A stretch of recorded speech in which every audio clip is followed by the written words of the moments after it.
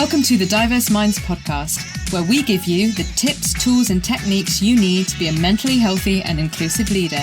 Each week, you'll hear about a variety of topics linked to mental health, wellbeing, and diversity that will enhance both your professional practice and personal wellbeing.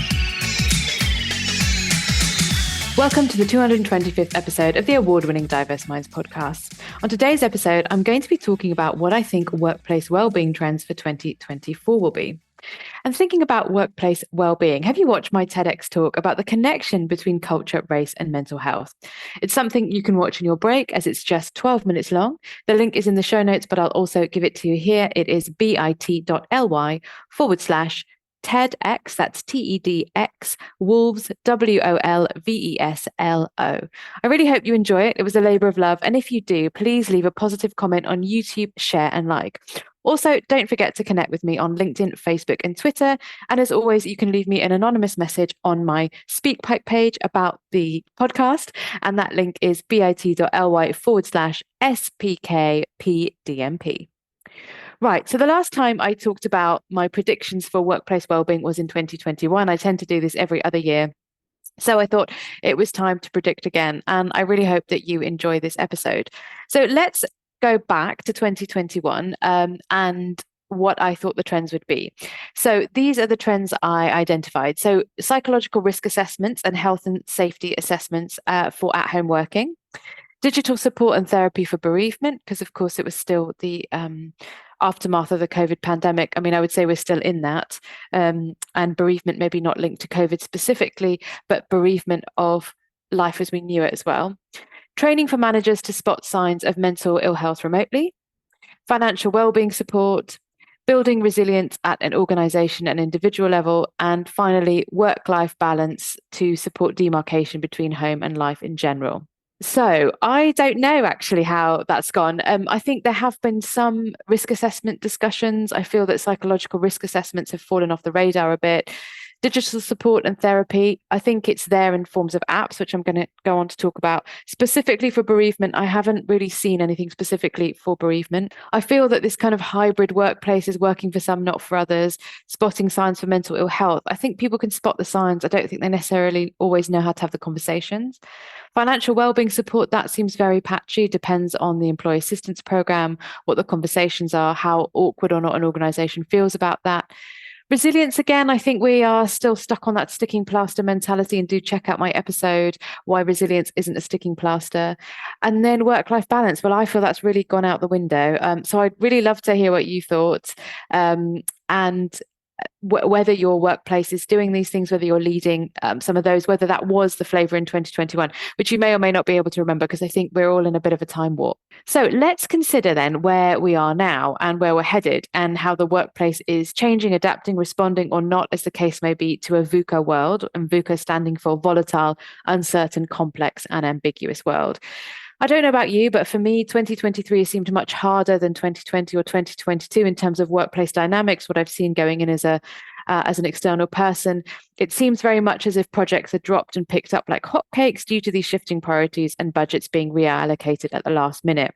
However, we know from current statistics that workplace wellbeing is vital and it's not going anywhere. So I've included the link in the show notes, but I've picked out some key stats that really stuck out for me. So the most common cause of stress is work-related stress, with 79% of people saying they frequently felt it, and that's from a Statistica report. Inpatient hospital admissions caused by stress-related illness in the UK cost around 8.13 billion. So huge amount. Now, that's not to say that people shouldn't be going into hospital if they're feeling unwell, and if their mental well-being is to the point where they need to go into hospital.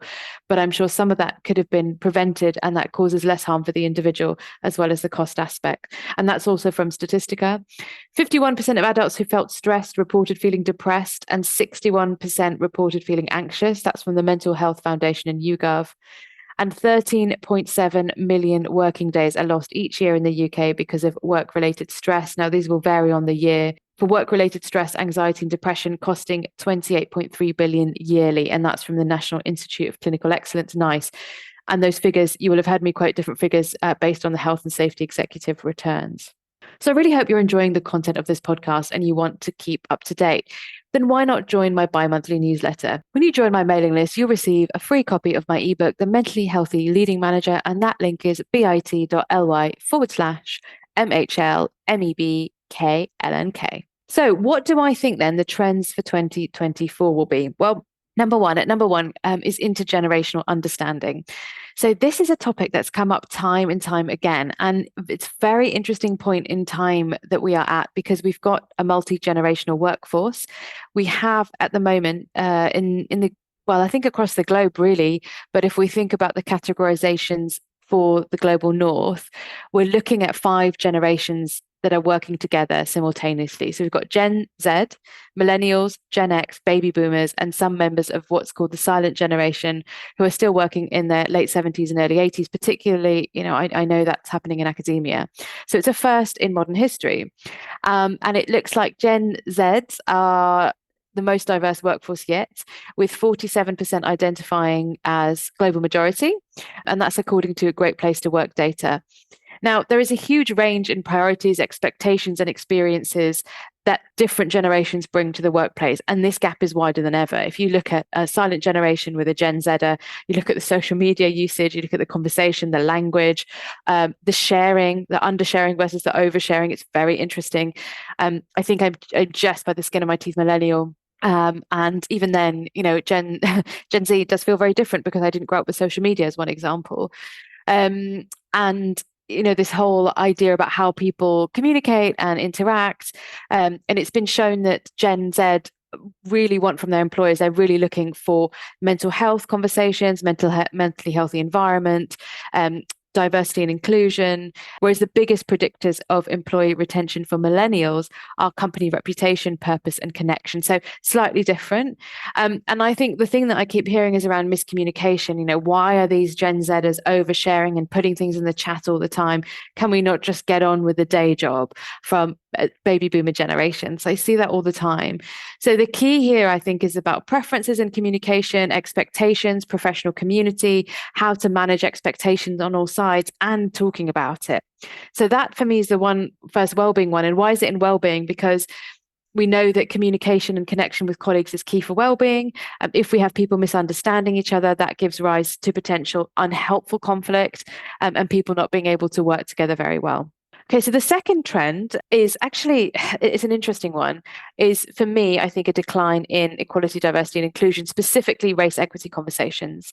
And with a lot of social movements, again, linking to the point I just mentioned, there does seem to be a very distinct generational divide in the commitment to diversity and equity and a pushback and this weaponizing of the word woke and lots of debate about what's termed the culture wars, which I find very, very difficult. According to a survey by Randstad with 2,000 participants, 33% of workers aged 55 and above characterize their workplace as quote unquote too woke. In contrast, only 17% of those under 35 expressed a similar sentiment. So linking back to the previous point and building onto my next point. But interestingly, having said that, I had a look at the Race at Work Charter Survey 2023, hot off the press pretty much, because it was published on October the 10th, 2023, run by Business in the Community and the wonderful CEO of the Race Strand, Sandra Kerr.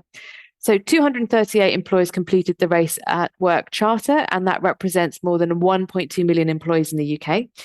And employers reported on the actions they're taking against the Race at Work Charter commitments. So have a look at that. It's a really useful document, whether you actually go for the full charter or not. The questions are really useful. And interestingly, they had actually found that there'd been progress in this area. So internal and public targets to increase racial diversity of boards and senior executive teams that found that over half, so 53% of respondents were now doing this. And then the area on embedding race in leadership progression and recruitment into strategic objectives, 8 out of 10 respondents said they were doing this. So that's a rise of 10% since 2019 and 14% since 2020. Now, part of me wonders whether that was work obviously done in 2022, and let's see what happens 2023 going forward. And clearly 238 employers is significant, and they are very big employers. Actually, most of them are quite big employers that respond to the Race at Work Charter. But of course, we have so many different types of organizations. And I feel there is a sense of, oh, we've done this now, we need to move on. But actually, I think there's still so much work to be done. And there's the awareness phase, and then there's the really digging into it and embedding it. And personally, I don't really feel that's happened. So I feel that there is a lot around equality and diversity that's very trend-based. I don't feel that race equity is really at the top of people's agendas anymore. Please, message me, get in touch with me if you think I'm wrong, but I have definitely seen a decline. And if you want to know more, do check out episode 68, which is Still Too Scared to Talk About Race at Work. Okay, the third area is, for me, I think the trend around climate change, but I'm going to use the terms climate chaos and justice. So tackling climate change has been named as a top motivator for a majority of employees, interestingly, and companies could gain a real advantage in the way that they pitch this, talk about this in a genuine way. Research from climate change research firm Kite Insights via its sustainability education program, the Climate School, found that 93% of UK workers said tackling climate change was key to their motivation and well-being, with 78% ready to tackle the climate crisis at work. So we know that actually, the reports and the media are still using change. We know that it's chaos and injustice because we have seen people really struggling. So we had the fires that happened in London in 2022, incredible flooding everywhere all the time. I have never experienced so much rain in such a short period of time, and the impact that then has on people having to claim on insurance, and the impact on mental well-being, having friends and families that live in countries where the heat is a particular challenge and issue. Diaspora communities, I think we're grappling with this a lot. And interestingly, fighting climate change was such an important issue for some people that 10% of workers from the Kite Insights research said that they'd be willing to leave their job if no tangible action was taken. So we have to think about, I think workplaces, we all have to think about what is actually happening. So the mental health impact of this is clearly very stark. It's more severe, and we start to look at climate injustice, and it's got to be more than lip service. And if you want to know more specifically about climate chaos, injustice and change, check out episodes 193, Climate Change and Anxiety, episode 194 with Jelly May Moring, Parents for Future, talking about how parents can make a difference for young people in their lives. Episode 195, Colonial Legacies and Climate Change with Irene Asua. And that is a very powerful episode where Irene is a climate justice activist in Kenya.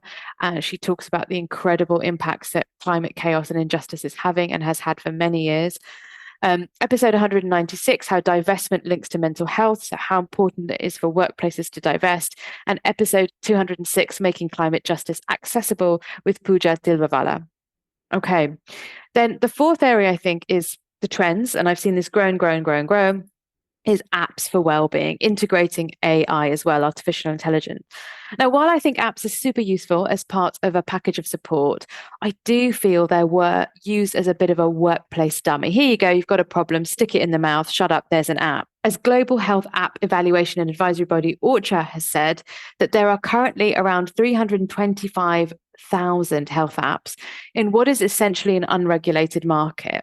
So we know that there are some apps that are tested that have got scientific backing, and they talk about that, but there are a lot of apps that aren't. Now, of course, workplaces, you're going to be doing your due diligence, particularly large workplaces. The NHS has used Headspace. There are also you'll be doing your own due diligence, etc. So I think that's less of a risk in terms of a wide staff rollout, but there does seem to be less and less training, and training requested for is normally an hour around mental health, and it's not as comprehensive as it should be. That's not to say there aren't providers that are doing this work. It's just I feel that there are fewer requests for them. And apps clearly aren't going anywhere, but I really don't think it's the whole answer, especially when on average UK adults spend at least 6 hours on their phone every day. So if we're asking people to go on an app for their mental well-being, it's linked to screen time, it's linked to maybe zoning out. How helpful is that? I think, of course, apps can have a place if we need to get in touch immediately, or text services or helplines. Yeah, absolutely.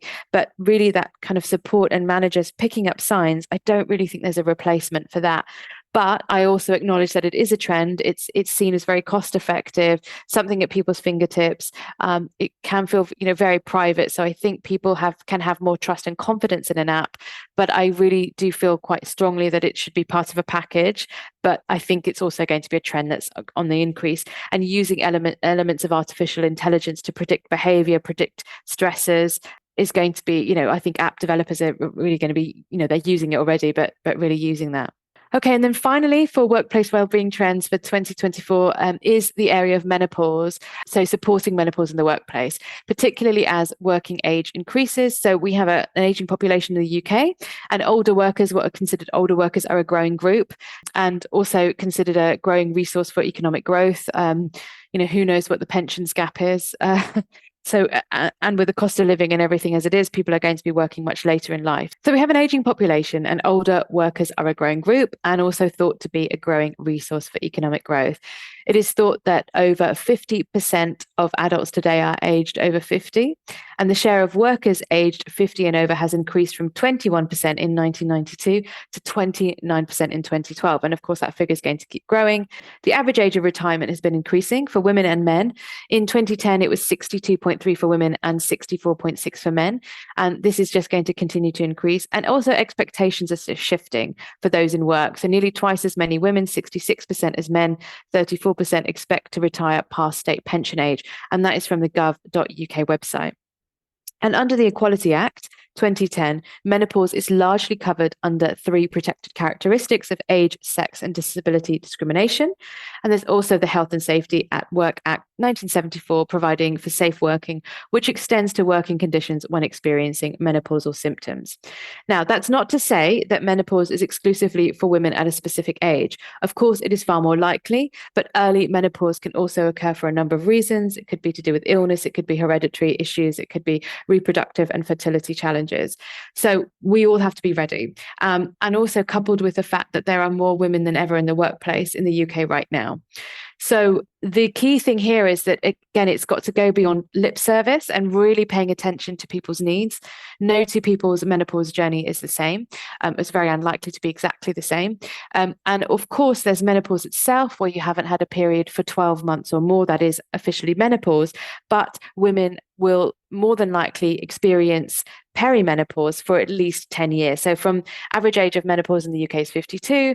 Perimenopause can start at the age of 40. It could start earlier. We're looking at averages here. So you can start having perimenopausal symptoms at the age of 40, 41. And we know that's a huge chunk of the working population. And of course, I am thinking about entrepreneurs, people that work for themselves, self-employed people, looking at the whole spectrum. So making sure it's usually easier to do things when you work for yourself. Not always, but workplaces, you need to think about that. It can be very simple things around heating, air conditioning, access to drinking water, taking time out, flexible working. It's the principles that we'd apply for workplace adjustments across the board. If you want to know more, listen to episode 111, Black Women in Menopause, with the wonderful Nina Kuipers. So I'm pleased to see that these conversations have been growing and growing, and there are lots of organizations, small businesses that are working with large organizations around this. But I also think if people don't adhere to this, there are going to be more and more tribunal cases. The current case, there's not been a verdict yet, but as Maria Rooney versus Leicester City Council, verdict still pending.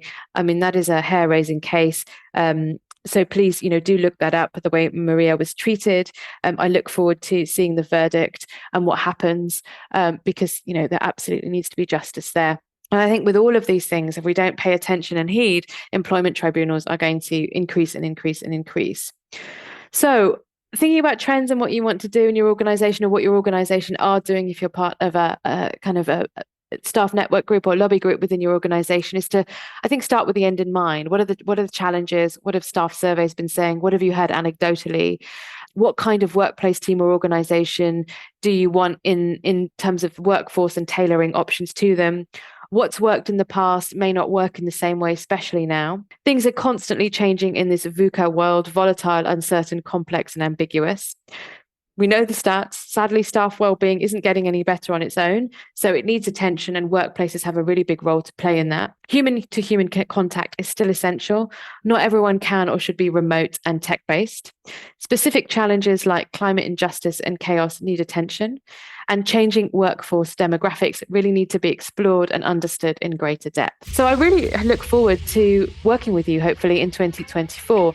I can help you with specific training, consultancy, speaking. Do check out my TEDx talk, coaching, a tool called Wellbeing and Resilience at Work, and my work-life balance online course. So do get in touch to find out more. Check out the website, diverseminds.co.uk. And I've included a number of resources from Champion Health, the insights and statistics, engaging and managing a multi-generational workforce, UK Workplace Diversity and Inclusion Progress has stored an article, the Race at Work Charter 2023 report, and majority of UK workers motivated by climate change. And if you enjoyed this episode, please, why not leave me a review on Apple Podcasts, Spotify, or wherever you listen to your podcast from. And take care, and I'll see you hopefully next week, where I will be doing a wrap-up of 2023 and my personal journey. Until then, take care, everyone. Thanks for listening to the Diverse Minds podcast. Don't forget to subscribe on Apple Podcasts, Spotify, or wherever you access your podcasts from. You can also connect with me on Facebook, Twitter, and LinkedIn. Tune into next week's episode of the podcast, where I'll bring you more insights on mental health and inclusion. Bye for now.